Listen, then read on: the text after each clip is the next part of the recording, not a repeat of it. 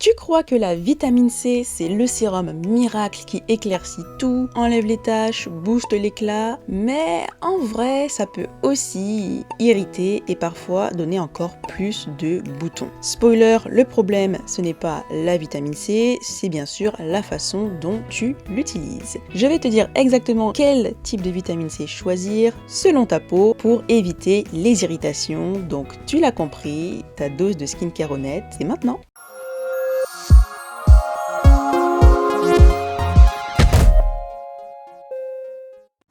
La vitamine C, c'est un antioxydant. En gros, c'est une sorte de garde du corps pour ta peau. Ça va neutraliser les agressions du quotidien. Donc la pollution, le stress oxydatif, bref, tout ça, avant qu'elle ne crée des imperfections sur ta peau. Mais petit rappel important, toutes les concentrations de vitamine C ne se valent pas. Et c'est souvent là que les gens se trompent. La vitamine C, utilisée correctement, c'est un super actif en dermatologie.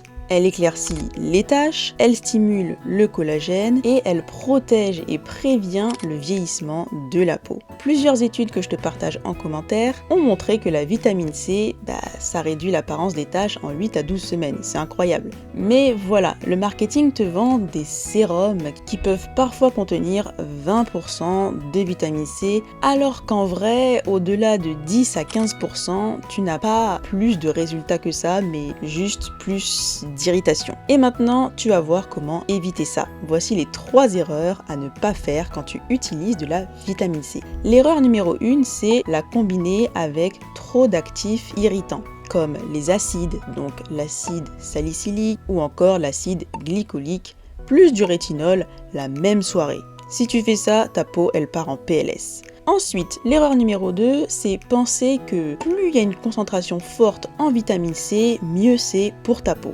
Tu l'as bien compris, c'est totalement faux. Il vaut mieux favoriser un sérum qui contient 10% de vitamine C, c'est largement suffisant et tu as moins de risques de brûler ta peau. La 3e erreur, c'est probablement la plus répandue, c'est en fait de combiner plusieurs cosmétiques qui contiennent de la vitamine C. Donc un nettoyant, suivi d'un sérum, suivi d'une crème contenant de la vitamine C. Ça ne sert à rien. Choisis simplement un produit qui contient de la vitamine C et ça fait largement le travail. Maintenant, est-ce que ta peau en a vraiment besoin ?